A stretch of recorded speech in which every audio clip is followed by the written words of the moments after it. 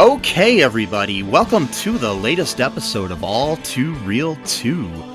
My name is Michael E. Cullen II, and with me, as always, is... Sesame. I didn't know that Netflix took away the Shannara Chronicles, and then I spent all of Saturday night on February 17th trying to find a streaming platform that aired it, and the only thing I could find was Tubi, but then it was only season 2, and it was in Spanish and Encarta. That is quite possibly the longest name you have came up with in the history of this podcast. Yeah, yes, I think so. So I had a Netflix issue too. I'm mad because they're cracking down. They cracked down on the password sharing thing, and I was kind of using my nieces for a couple months here, and all of a sudden it's just won't let me do it anymore. So I'm kind of upset because I was watching some good stuff on Netflix and now I can't anymore. And with that in mind, I guess in the next couple of months or sometime in the near future, Hulu and Disney Plus are supposed to be doing that as well. So we may be seeing the end of being able to share streamers with your friends and family anymore. So it's so stupid. I mean, I understand from the business perspective, but it's just so the problem I have with it is that they all started out with being free of ads, and you're paying a monthly fee, and it was an affordable monthly fee. Then they raised the fee and made it a little bit more expensive, which I kind of understand. You get more content, more things like that. And then they started adding ads to a lot of these platforms and still charging you on top of it. And now they're charging you even more plus the ads. It's ridiculous. Pretty soon it's just going to be like, you somehow have to pay them for the ads. Yeah, you got it's like an upcharge. I mean, Hulu is a great example of this. And I was saying this, from the very beginning when it was like, oh, it's free. I'm like, yeah, it's free for now. They want to get you to watch Hulu. It's going to be a paid thing. Which, of course, that's what it was. I'm like, okay. And then it was like, all right, well, now we're going to add ads. So you have to pay the extra thing to watch it without ads. And then they're probably going to upcharge that. Then they're going to have something like with Netflix. I've heard that they're going to start showing ads for the cheaper version or whatever. Oh, the cheaper tier, I think they've already done that. And so, but the way that the guy framed it, I don't know if he was like the CEO or someone in charge of their propaganda or whatever. He's like, this is, to give the viewers like a unique experience, so they get to see ads, like trying to frame it as though this is what the audience wants. Like, yeah, I totally want to see commercials in between my shows. Like, what? Well, Amazon Prime just added ads. I upgraded to get rid of them, but just because I watch a lot of stuff on there. But a friend of mine said that the way that the ads are, it's like horrible to the point where they really interrupt things in the weirdest times. It's like, television shows that were on TV were originally made to be broken up into ads. Yeah. And I understood when they would show a movie from, a cinema movie on TV, and they'd have to kind of place ads in there too. But I guess the way they're doing it now is probably done by AI or automation, and you'll be in the middle of a scene, he said, in a movie, and all of a sudden an ad will come on. Yeah. If you put it in a natural break or or somewhere that makes sense, in between scenes in a movie, I understand the ad. But if you're in the middle of an action scene and then all of a sudden there's an ad, it would be like, what the hell? Now they're acting very weirdly. They're not a good model of behavior, which then brings us to our episode today. Today we are having an All2 interview with local actress and model Sadie Quinn. It was a great interview that I had the other day with her. She wanted to emphasize like this newer business that her and her husband started called Toledo Talent. You can go to toltalent.com to get more info about that, but it's a place where they're bringing together creative people of all types in a collaborative environment, and also a place where you can find talent through them. It's kind of like a they have classes and for like all aspects of acting and modeling. Also, it's kind of like she kind of like represents models and actors too as well on there, like starting out to do that like in a more like localized way than having to, pay a lot of money to somebody that's going to screw you over or something, But not that all agents and managers are like that, but, some are just in it for the money. But, this was a good interview, and hope you enjoy it. And here's the interview. Just wanted to welcome Sadie to the podcast here. And first, just wanted to ask you to tell us just a little bit about yourself and your background. So for me, I stopped kind of like working a normal job, I want to say 4 years ago. And I started working from home, various hobbies. I do leather working. I started doing modeling, that kind of stuff. And then just all of that kind of led me into opening up kind of my own business, helping other people learn how to model and act and getting into the industry, being able to work for themselves and make money off of hobbies that they like doing. That's really cool. Yeah, I understand that. I mean, I've been trying to strive towards that, to be able to make a living doing what I care about as opposed to, working a 9-to-5 or whatever. What in your life initially like sparked your interest into acting and film and the arts in general? So when I was younger, I was always, wanting to be in the school plays, and I was always trying to be, different main characters, that kind of thing. And then I did choir and I did band for a while, and I ended up kind of shifting more to choir. And I went to a fine arts camp in Michigan because I'm originally from Michigan. I went to a fine arts camp in Michigan that's called Blue Lake, and I got to major in choir, I got to major in band, musical theater, that kind of thing. So it's always kind of been like part of my life going throughout school and growing up. I didn't really have much family connections to the arts. My family wasn't really that. I mean, I had two older brothers. They both did sports. So I was kind of the first one to really get into the arts, but I had a lot of support there. So I was always wanting to do it bigger. And my mom always wanted me to get into something that was bigger, find an agency, do commercials, that kind of thing, model.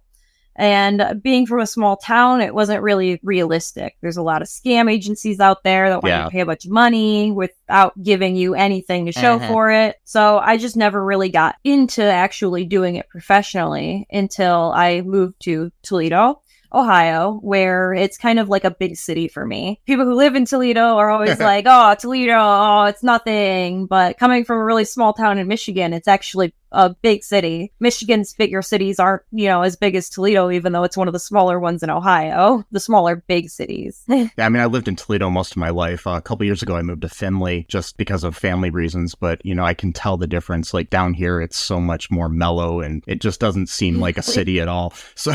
But yeah, I kind of miss Toledo for that, but sometimes I like the slower pace of things there. So was there anything in your life, like any film or person or anybody that kind of like inspired you the most, like to get involved? So actually my husband was the one who really got me to like push towards that. I had been working from home, just doing the leather working. I was live streaming on Twitch, that kind of stuff. And then I saw a sign for for classes, for acting classes. And I was like, you know what? That sounds really fun. And he told me, why don't you go try it out? We'll see what happens. And I started doing that. And I started really like taking the initiative to find different jobs and things I could do in the area that pertain to acting and modeling. And I was able to, I know you had a podcast with Anthony Wright.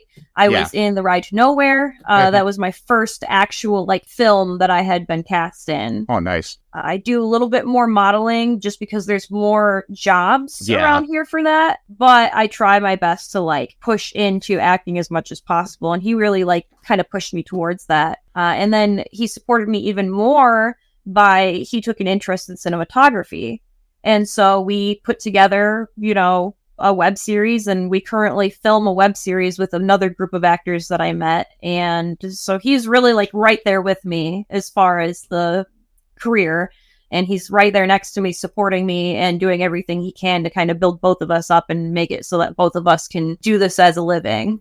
Yeah, that's good to have a good foundation and partnership there to get it going. Is there like anything that you wish you knew before you got involved in modeling or acting or anything that, you know, would have helped to know ahead of time? I think one of the biggest things is you have to be very careful about, especially with modeling, who you're shooting with. There's a lot of people out there that we call them creeps with a camera. Yeah. Because they're not photographers. They're usually just wanting to take pictures of cute girls, you know, whatever. A lot of them, you know, boudoir, they want to do nudes, and it's like they're just kind of doing it crappy. Like, you know, I don't have anything against nude photography, but I always feel like it should be artsy. It's about the art. It's about the beauty of the body, you know, just like an old sculpture. So there's a lot of people that are like, hey, come out and take these nude pictures. And they're, you know, they're not actually wanting to do art. They're wanting to just take pictures of women. Yeah. So that's a big thing to watch out for, is no matter, you know, even if it's someone's offering you good money, you want to make sure you're really looking into the photographers, or even the some people do it in film too. Yeah. Make sure you're looking into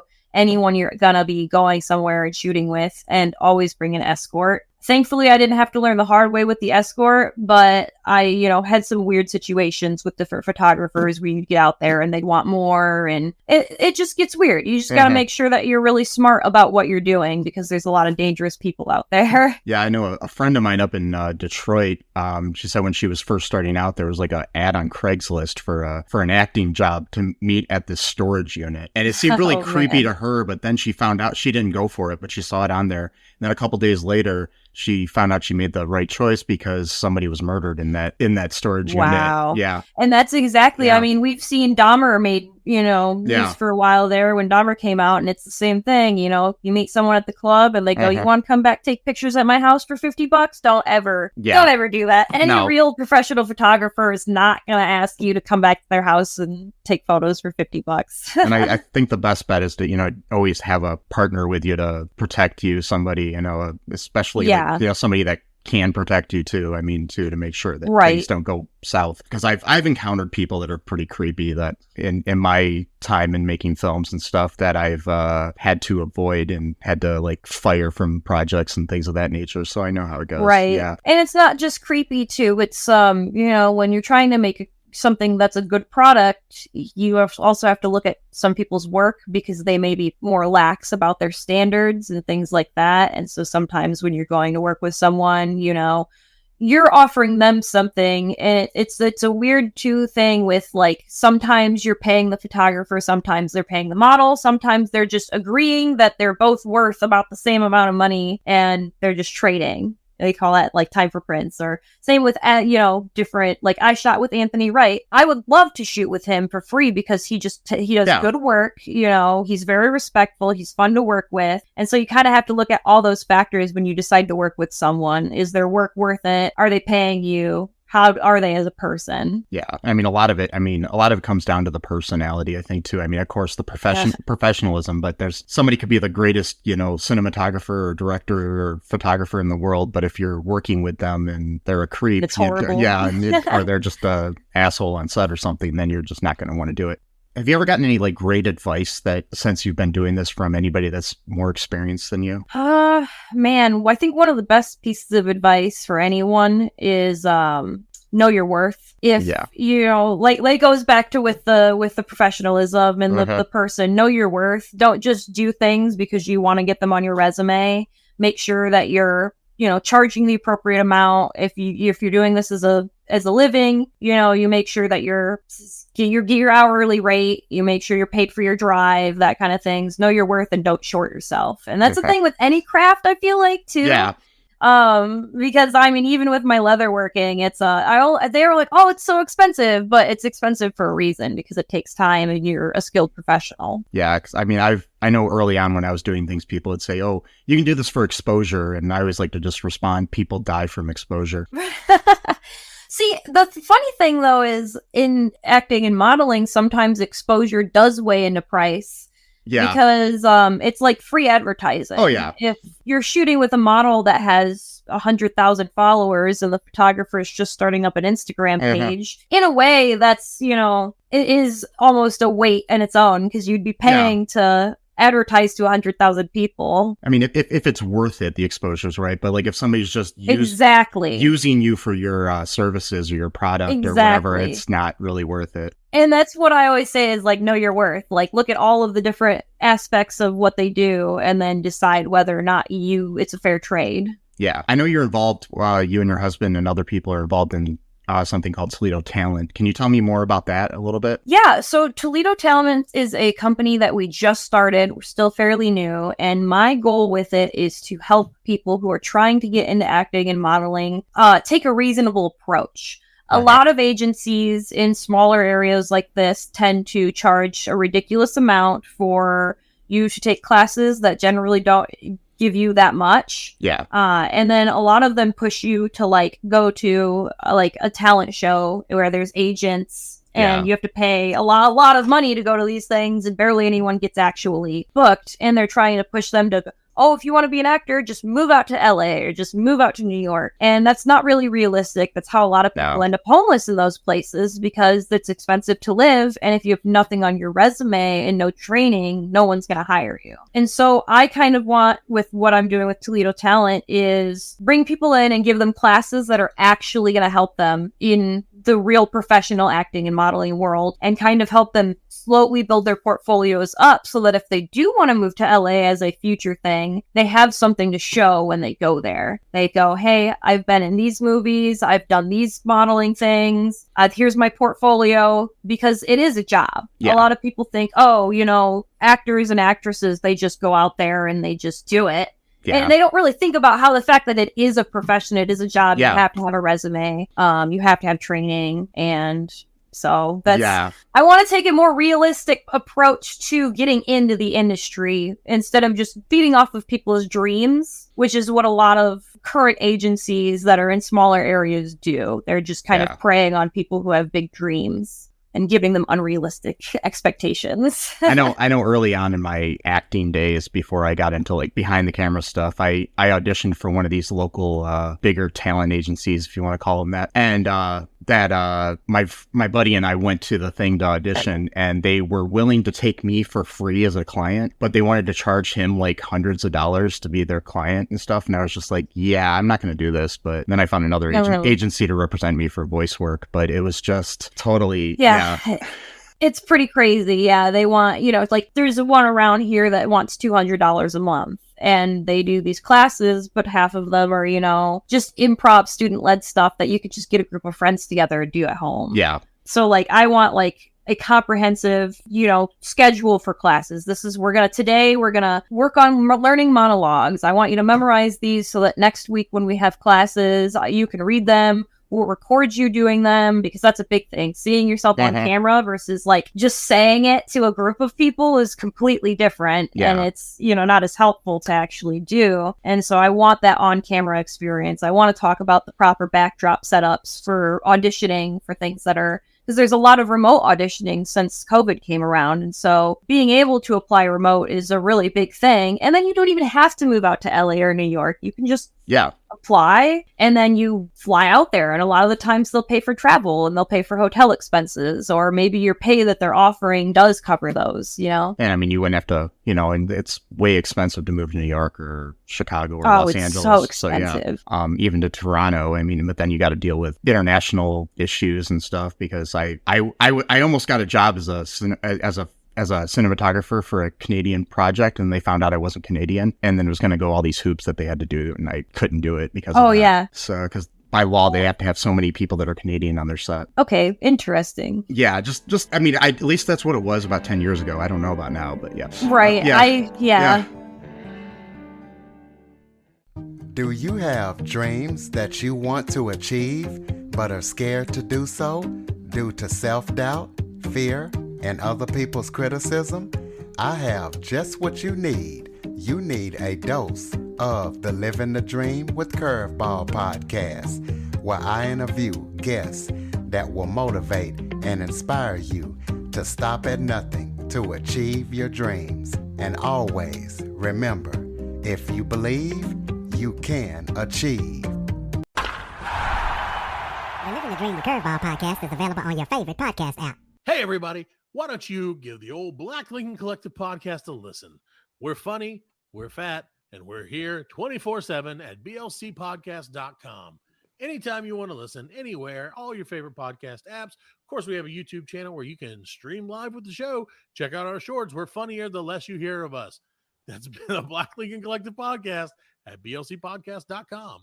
Do you have any upcoming projects or anything that you're working on? So we've been working on the web series I mentioned for a while. That actually started out with I met a group of actors in these classes I was doing, and I was like, hey, you guys want to come over after and do some improv? And we just kind of did some goofy improv. We were going to make TikToks, and we went, why don't we make an actual show out of this? And so we have a show that we call Chasing Eden, and currently we're doing like a cyberpunk-ish underground city thing, corporate-owned capitalistic city dystopia. And what we do is it's kind of like a LARP or like a D&D where we have this world we built, but all of the actors make their own characters in this world. They talk about their goals, aspirations, things like that, kind of rough storyboarding. And then they improv as their characters, and then we write our scripts off of how they did the improv. So instead of just writing a script and handing it to some actors, they're involved in writing their own scripts, and it kind of feels more natural. That's cool. Yeah, because then they feel an ownership to the role, I think, then too. So yeah. Yeah, they're playing something that they want to play. Instead of, usually you have a type that you get cast as, or you might want to branch out. I want to try this kind of character archetype now. And so it enables them to be able to do what they want with their acting. That's cool. Kind of related to that, I was wondering, what do you hope happens for the Toledo area and Midwest in general, when it comes to the future of filmmaking and modeling and acting and everything? Are you hoping that something changes or something gets better? Or? I really think that it will get better. I know specifically Toledo, we have Film Toledo, which is as of last year the official film commission for the city. Yes. We had A Man Called Otto filmed here. Mm-hmm. They filmed at the train station, which was a really big deal. But that's kind of what made the city kind of realize that they needed someone to head that thing. Yeah. And I'm hoping with Film Toledo, they're going to be bringing more stuff in here. I mean, Cleveland's a pretty good hub too. Being where we are in the Midwest is actually really nice because we have Detroit's not too far. It's about an hour. Cleveland's, a couple hours. Actually, Cleveland, Columbus, and Cincinnati all have decent art centers. And then you're not far from Indianapolis. Even Chicago and New York aren't an unrealistic drive. Atlanta, we're kind of in the middle of a lot of bigger hubs for film and modeling. So I'm hoping to see more kind of come down into the Toledo area now that we've got more infrastructure to support it. And with the building it ourselves, because I know there are places in Toledo that do film. I've done quite a few things for Madhouse Creative, and some of my people have, which they're a commercial company, and they've been doing a lot. So my hope is with also being kind of an agency, I'm training, but then I'm also a pseudo agent for these people. I'm mass applying to Madhouse commercial things. I get people that'll ask me to come out and do things. Anthony's had me bring some of my people out to do stuff just to get stuff on their resume, and if it's paid, it's a plus. Yeah. And then when they get to a certain point, my hope is to kind of pass them to other Midwest agencies, which there's quite a few. Yeah. We've got, in Detroit, Columbus, everything like that. There's agencies all around. And so there is infrastructure here. We just haven't seen much. And I think COVID kind of halted progress and kind of reversed progress on a lot of that stuff. But now that we're out of that and we're starting to kind of get back to society, people are more excited than ever. And so we're going to see more build because people just want to get out and they want to do these things now that they can. Yeah, I think it's a good thing that we have Film Toledo. I'm hoping that'll help, with everybody. I'm trying to get back into it myself, so I'm hoping that I can get some projects done through that. I've been talking to people involved with Film Toledo, and my best friend is Lindsay LaForest, and her husband's on the board there. Okay. So I know. So now I've got some fun questions to ask. What is something that you have done that you're pretty sure that no one else listening has done? I guess I could say, oh man, I've done a lot of things, but that no one else has done? Or very few people. The only thing I can really, really think of is I did something when I was in my senior year of high school called FCCLA, Future Career Community Leaders of America. and we won for a project. Me and my partner won state gold, and we got an all expenses paid trip from our tech school to go to Nashville, Tennessee and compete at the national level. And we won gold at national. It wasn't top gold, but we did win gold at national, and got to just be in Nashville for like a week without having to pay anything. That's awesome. When you were growing up, who was your hero?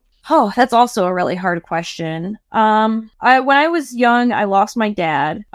So I had a weird family dynamic there. I was about 9 when he passed. But I think really the person that like at the end of the day stepped up and just really made me feel comfortable was my grandmother.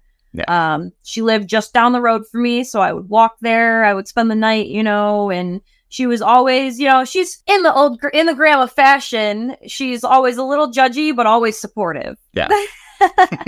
But it helped keep me grounded, and she's always been just honestly one of the greatest people in my life. That's cool. I always like it when people are closer to grandparents. My hero is my grandpa. The logo that, I don't know if you can see it behind me, that's me and my grandpa. I love it. That's me and my grandpa. So when I was like 4. So it's a silhouette of it. If you could play any fictional character, who would it be? Harley Quinn. Harley Quinn, yeah. That's a good answer. That was an easy one to answer. Yeah. There's probably no even explanation for it. It's just such a good written role and created role. It would just be so fun to do, honestly. Yeah. I love playing crazy characters. It's one of my favorite things to do. I'm definitely a character actor. I mean, honestly, if I could play like a female character, it would probably be Harley Quinn as well. So, I mean, it's just fun. What is your favorite song? Oh, that changes a lot. Yeah. Gosh, currently I would say my favorite song, it's a weird one. The artist is called Cosmo Sheldrake. Okay. And the song is The Moss. It's very like alternative folk, if that makes sense. Yeah. I have a very unique music taste, so it tends to like fluctuate. But I would say that one's my current favorite song. I'll have to look that up. Yeah, it sounds like something I might like too. And the final fun question here is, what is a guilty pleasure movie or TV show that you love?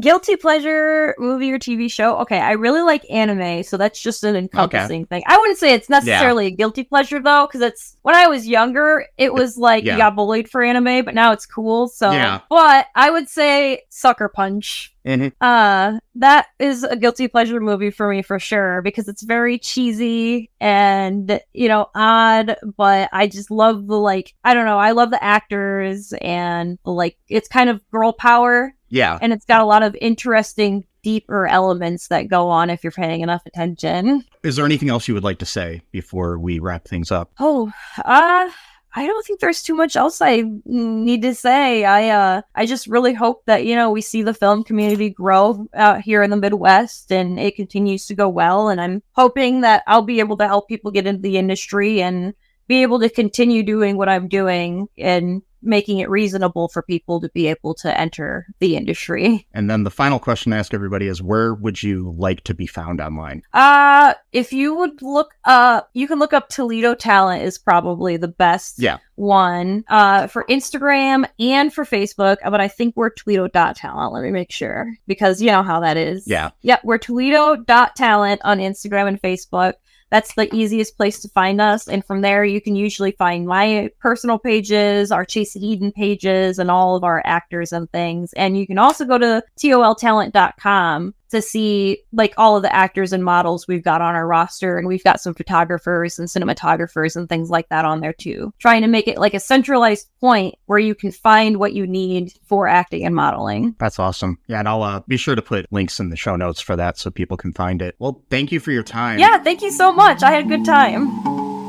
Okay, that was my interview there with Sadie Quinn from Toledo Talent. Hope you enjoyed that and learned something about, how to stay safe in the model and talent industry, what you can do to learn more. If you're in the Northwest Ohio area, it's Toledo Talent is a good place to start. And there's a lot of good going on in Ohio as far as film goes, in my opinion. What do you say? I agree. That was deep. It was, yeah. Yes. I felt it right in my heart, in the cockles of my heart. Yep. In the sub-cockles. I never heard that phrase before.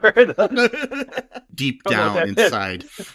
Deep down inside my heart, I felt it. Okay, cool. Yeah. So any final thoughts here before we end today? Just enjoy yourselves. Be nice to people. Have a good weekend or good week. Yeah, that's pretty much it. I agree. And just remember to check us out, folks, on all2reeltoo.com. That's where you can find everything that we have. We are also on a bunch of the social media places. There's links to that on all2reeltoo.com as well. And be sure to share the show with your friends. Check out our TeePublic. That's on there on all2reeltoo.com as well. Our Patreon, that's on there as well. Everything you want is at all2reeltoo.com. And until next time, just remember that I love you. Sadie Quinn probably loves you for listening to this episode. And Sesame loves you. And until next time, bye-bye. Thanks for listening to All2ReelToo Podcast, a Cullen Park production. Produced and edited by Michael E. Cullen II. Music by Matthew Haase. Subscribe and share the show. Visit us at cullenpark.com.